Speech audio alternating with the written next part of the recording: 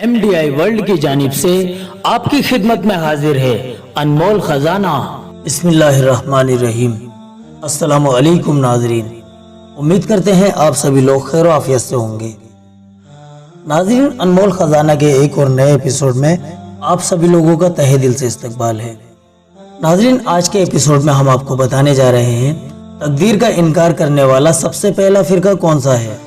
और सबसे पहले ये बात समझिए कि तकदीर उन 7 चीज़ों में से है जिन पर ईमान लाना ज़रूरी है, और वो 7 चीज़ें ये हैं। नंबर 1, अल्लाह पाक की ज़ात पर ईमान लाना, यानी अल्लाह पाक को दिल से अपना खुदा मानना। उसने जिन कामों को करने का हुक्म दिया है उनको करना, और जिन कामों से मना किया है उनसे रुक जाना।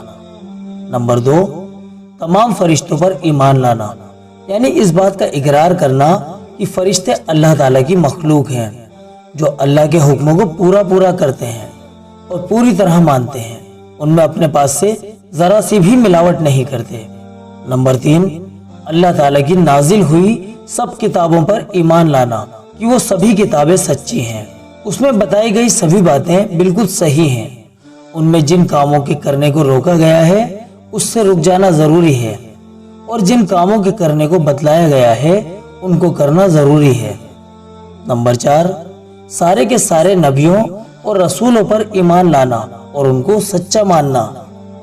नंबर 5, कयामत के दिन पर ईमान रखना कि कयामत का आना बिल्कुल तय है, एक न एक दिन कयामत आएगी, इस बात पर ईमान रखना।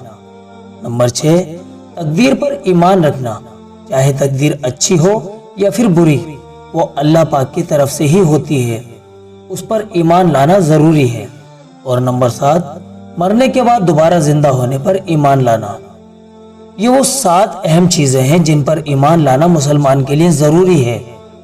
अगर कोई शख्स इन 7 चीजों में से किसी एक चीज का भी इनकार कर दे तो वो मुसलमान नहीं। अब आपको बताते हैं कि इन 7 बुनियादी चीजों में से एक अहम चीज यानी तकदीर का इनकार सबसे पहले किसने किया। नाज़रीन, आपको बताना चाहेंगे कि तकदीर का इनकार सबसे पहले जिस फिरके ने किया वो फिरका बसरा का रहने वाला था। तोहफतुल अलमई जिल्द नंबर 5 पेज नंबर 515। तो नाज़रीन, इसी तरह की जानकारी हासिल करने के लिए आप हर रोज सुबह 11 बजे अनमोल खजाना का एपिसोड जरूर देखा कीजिए।